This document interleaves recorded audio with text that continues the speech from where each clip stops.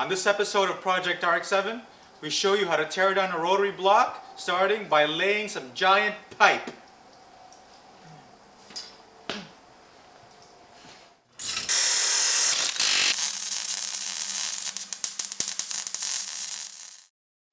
So I'm just here to hold Ken's pipe. That's what I do around here. And Ken, why do you have a propane heat source pounding away on that nut there? Because these things are a pain to take off in the factory. They use a lot of red Loctite, which makes it impossible to take off with unless you have really good air in your air compressor. And Dave brought this pipe so we could use it as leverage. And this has been in the oven for at least an hour and a half.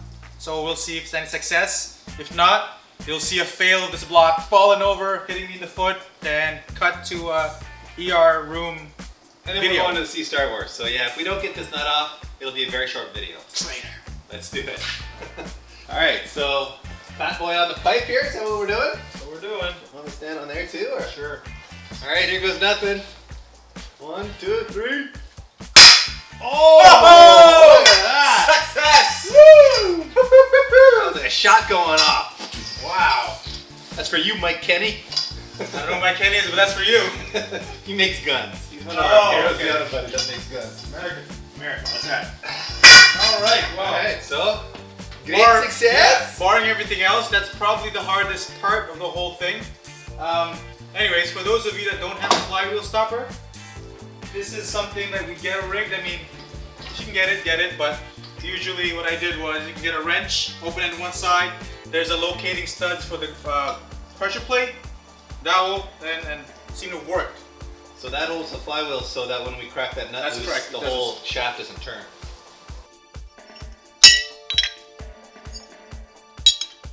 So this is a 13B REW off a 94 3rd Gen RX-7, as you would like to know them better. This block actually came with this car when it was white. So a little bit of history lesson here. I had a red FD, beautiful FD that I crashed at the track. That's actually how I met Dave. So that block was being rebuilt while this one was in here, and when that was done, the red engine went in here, and this is the original block from the white car. So as with rotary life, being prepared is never a bad thing, even though I've never blown any rotaries, contrary to popular belief. Well-tuned and well-maintained rotaries actually live very long. Anyways, in the quest for more power and more brappage, we decided to rebuild this one, and so yeah, that's where we're gonna be. You're gonna Bridgeport it, I believe? Bridgeport for more brapness. And what is that in your right hand? Oh, on this right hand, so the main difference and one of the things that can lead to rotary engine demise is failed apex seals. Basically, either by poor detonation, with poor tuning or detonation, or lack of oil. So this little thing is what we call an OMP, or an oil metering pump. So much like a two-stroke engine, the way that this works is it uses oil from the oil pan and pumps it through 2 injection ports up here, and it gets squirted into the engine, and that's pretty much like a two-stroke. So unlike conventional piston engines that don't burn oil, these actually burn oil on purpose. And people that don't know much about it don't check oil levels, and that can lead to failed lubrication and then apex seals getting stuck, and then boom. And then that's it. On to the next one. On to the next.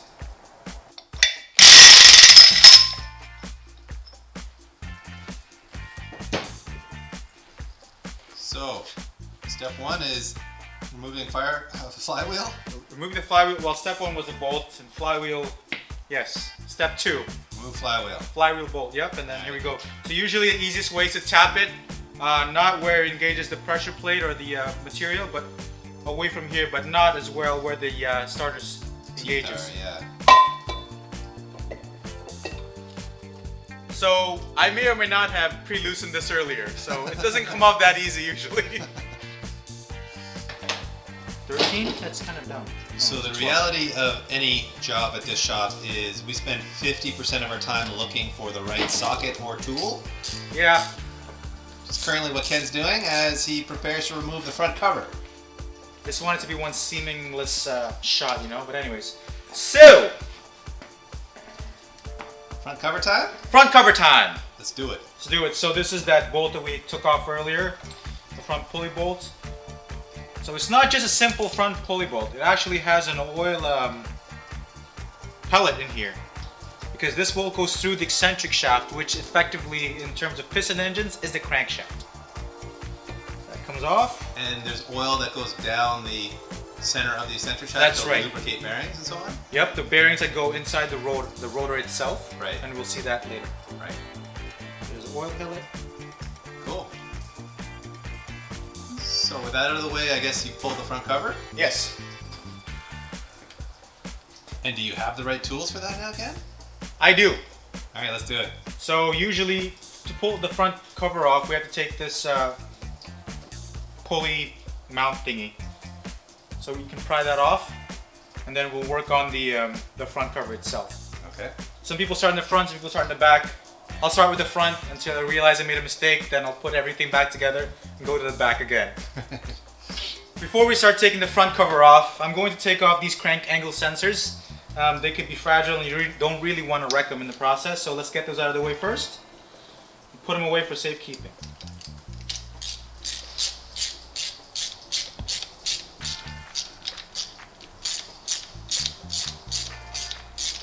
We have power tools, but for some reason I'm a glutton for punishment. But this is a delicate piece, so I kind of don't really want to hammer it. What are those sensors again? Crank angle sensors. Crank angle sensors. So these pick up and read the trigger wheel that we took off. I got ya. Yep. Magnets. Next up is the front pulley bolt mount, and you could usually just use a flat tip screwdriver and just carefully pry it out, and it should hopefully come off easily.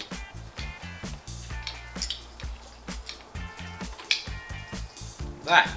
Yeah.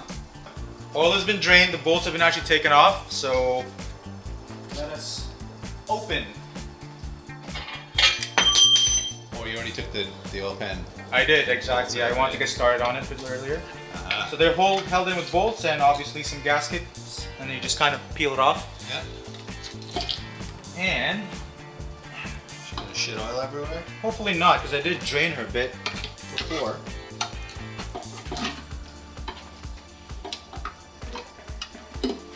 Voila! Alright. Here it is. The oil pickup looks like it had some gasket material in it. Yeah. No bueno. No bueno. Well, it didn't blow up, so we'll see what damage that caused. Yeah. Front cover is held together by 12mm bolts, so let's get at it. Well, I thought it was 12 mils. Oh, that would help if I put it on the right side.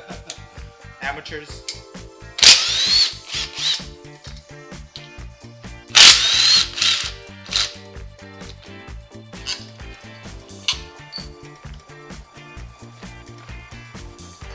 Is that it? Pop that sucker off there or what? Hit it with a hammer? I'm gonna give it a little bit of a light tap. Mm-hmm. Oh yeah. Oh yeah. Popped it really nice. Oh, she popped it good, eh? There she is. Yeah. Wow, it looks really nice in there. Cool. So before Ken continues tearing this thing down, I gotta go pick up my kid from daycare, so You're tapping out and I'm tapping in. high five. Thank you very PT's much. taking over. Of course. Sweet. I'm in the late night shift here. Let's get through this, Ken. All right, so now that we have the front cover off, the next thing we're gonna do is take out the oil pump assembly. These are staked from the factory. So first thing we gotta do is flatten out this washer so we can get to that bolt. There we go. That's 17 mil or 19. Which one? 17.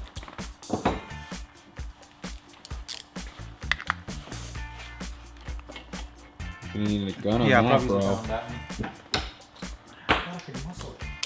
When in doubt, gun it Gun out. it out. There you go. There we go. That's off, and this all comes in one piece. Try to keep it attached. Oh yeah, look at that. There it is. Gone. Gonzo.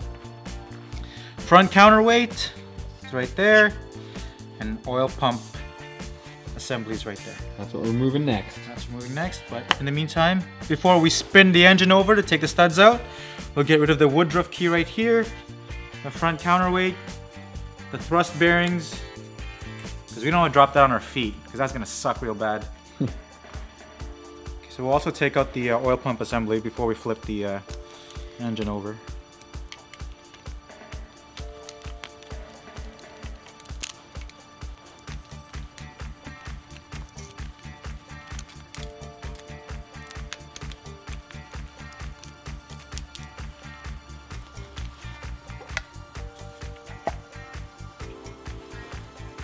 Just like that. That's what an oil pump looks like. That's right, a rotary one. Look at that. Okay. Oil pump gone. Now we flip. Now we flip.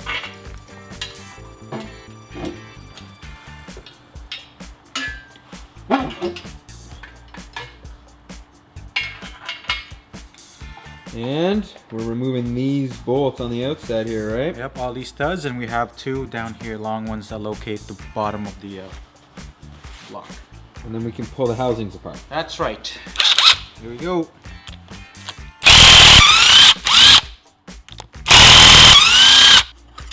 Damn, look at those rods. They're long. I expect to see them that long. Wow. Yeah, they go and hold. Are they all reusable? They are. Huh. I usually get them cleaned before we use them. Do you think these are long? They'll be the longer, bigger studs on the bottom. Yeah,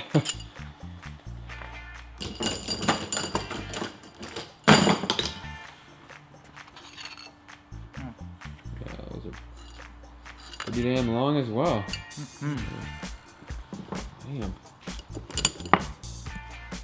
Damn. Damn. All right. What's next? So, now that we have this off, we can give the rear iron a little bit of a tap, and then we get to see the rear rotor. And now, see if everything's loose. Yep. Little left The tap. old Tap. housing comes off.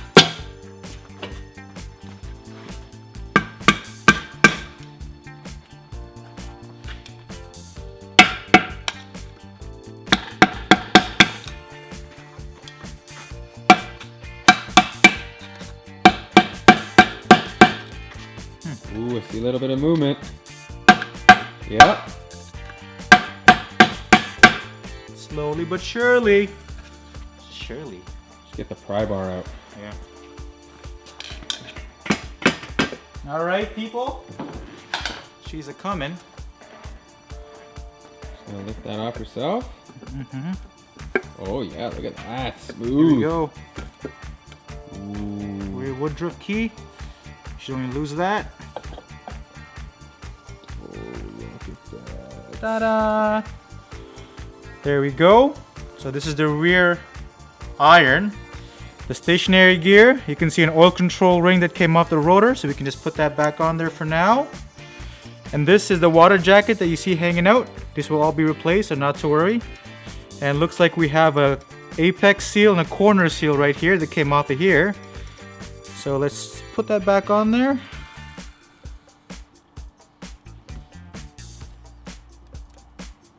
There it is. And a side seal. So many seals, man. So many seals, and so far so good. We have all the seals that are supposed to be in this housing, so that's good. It's never a bad thing. And quick glance at this housing, this iron, it looks like it's in pretty good shape. Good. Okay, now it's time to extract the rear rotor. And a trick that I found is because when you take these off, the apex seals will tend to spray out everywhere. So get the old water jacket, water seal, double it up, and as we pull it over the rotor, we can use it to retain the apex seals from flying out. Oh, look at that. Look at that. Nifty indeed.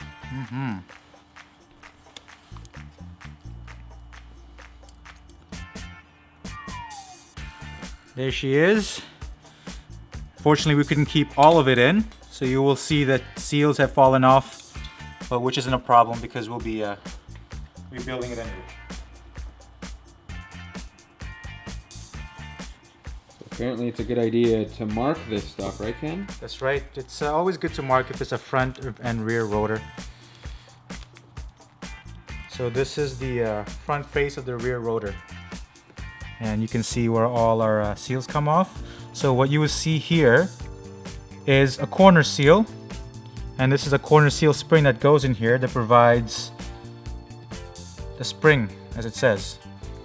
And these are the infamous apex seals right here that people tend to lose or explode. So they come from the factory in a 2-piece configuration. I'll pull this one out since we're going to be rebuilding it anyway.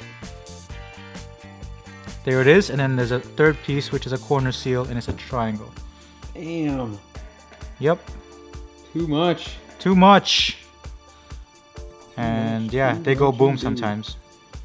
Sometimes, huh? Mm-hmm.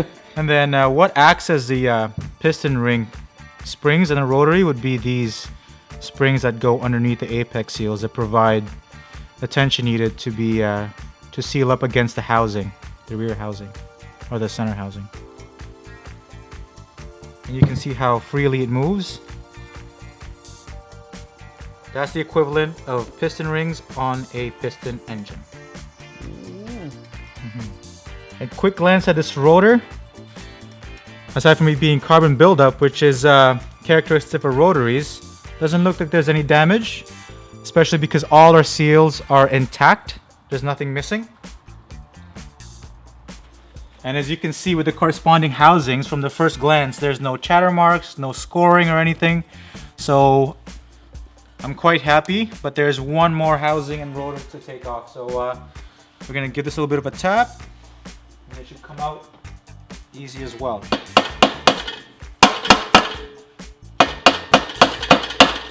Well, I said easy as well, but You jinxed it. I jinxed it.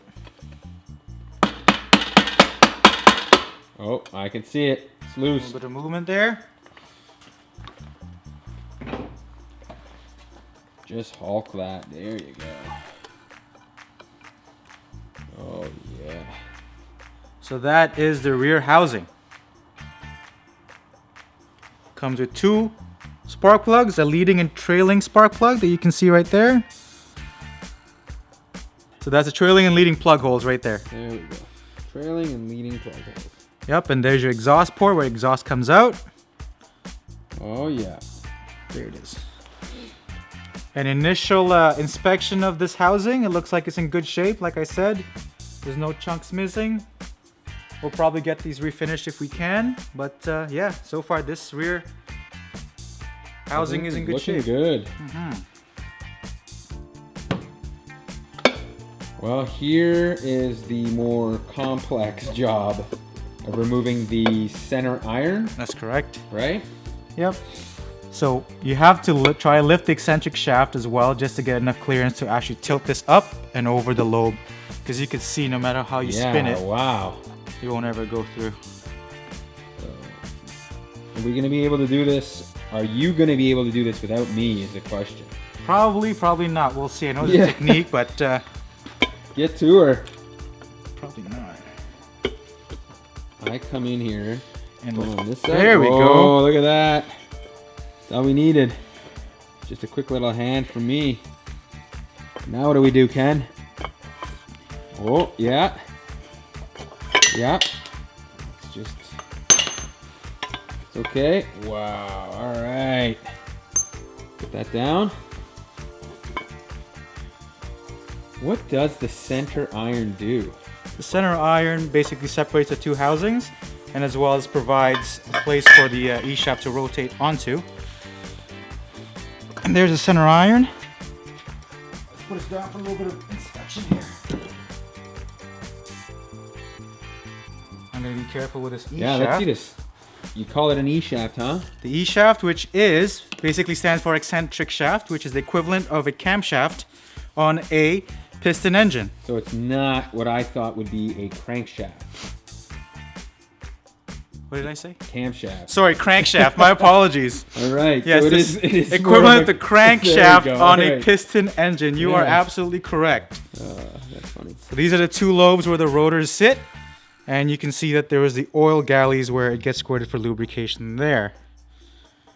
Yeah, look at that thing. All right, let's look at this housing. Or this iron. It's not a housing, right? Yep, that's a housing. Or an iron. That's a rear. Which one is That's a it? middle iron. Iron. That separates the front and rear housing. Okay. So let's get rid of these oil water jackets. With a quick wipe. Nothing too alarming to see. Water good, jackets right? intact. Yep, looks really good. Ports look good. Ports look good. So these are the intake ports, which will, on our next episode, you will see what we have planned for it. Perhaps a little bit more brappage, as they say. So You port those, don't you? So these ports, whenever people port them, it's as equivalent as putting camshafts, like lumpy cams, on a piston engine. So you can adjust the opening and the closing, and as well as you can do large street port, small street port, or a bridge port, which makes brappage. All by porting this one little hole here, huh? That's crazy talk. Never had a small hole giving so many problems. Yeah. Now we're going to be pulling out the front rotor. Same trick as the back. Old water jacket. Pulling it slowly and wrapping it around to keep the apex seals in as much as we can.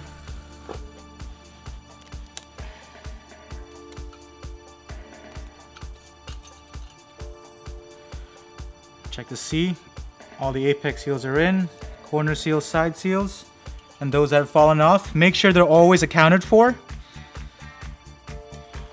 Why, you can't replace those? You can, but if you want to inspect your engine or anything to see if there's a cause, if you're tearing it down, Okay. So not you for the don't reason lose of us refreshing it, but as a diagnostic tool. You don't want to lose the corner, guys. Yeah, if you blow your engine, and you'll definitely know which one gave way. If it was the apex seals that broke off or the corner seals missing. But I think we lucked out because yet again, initial inspection of this housing, we're gonna pull it off at the moment. Ooh, look at this thing just coming apart like butter. That's right. So initial inspection of this as well, it looks pretty good. There's no distinct gouges or anything on the housing. The chrome surface looks pretty good. I don't see any cracking or chipping of the coating. It's nice and smooth. So I'm quite happy with that. I'll put this over here.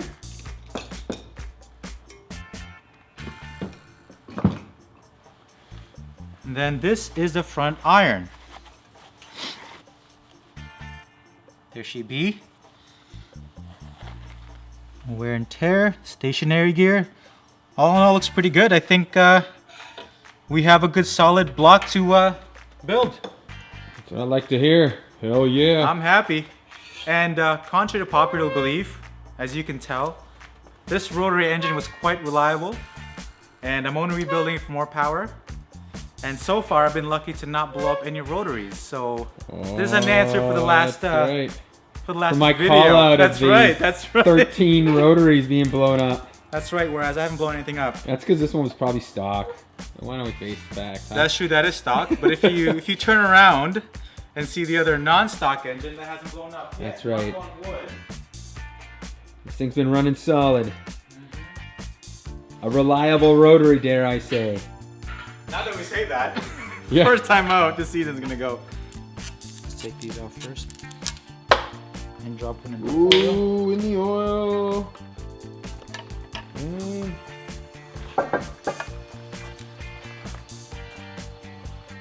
Alright. Pull this thing out. And by pull, I mean hammer. Yep. So there's a front thrust bearings. Pretty cool bearings if I've ever seen one before. Oh yeah. Thrust bearings. Oh, look at those. Thrust bearings. And looks like there's no abnormal wear pattern on them. Nothing is flattened, so that's a good sign. Good sign, right?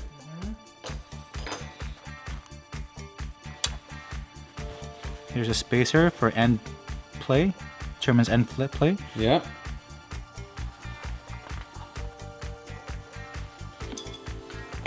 And then these, usually you have a specialty tool that'll pull it, but with a little bit of a tap, we can actually Just wait it out a little bit, softly. There we go. There we go. Look There we at go. that. Once again, no abnormal wear pattern on it, no heat scoring, so that's what happens when you baby your rotary like I do. That'll change hopefully. When Dave or Peter drives the car, we'll give her. That's right, we will. And I think that officially wraps this up, doesn't it? That officially wraps up the teardown of a rotary engine. Maybe a Well, little we bit hope of insight. you've enjoyed this little episode. And there's more rotary content coming soon, isn't there? There is. I'm quite excited. Much excited.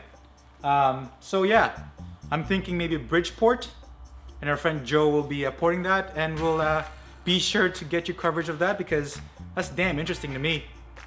So yeah, till next time. The rotary says goodbye. Goodbye. What's left of it? This is YouTube gold right here, watching an engine drain oil. What could be more exciting?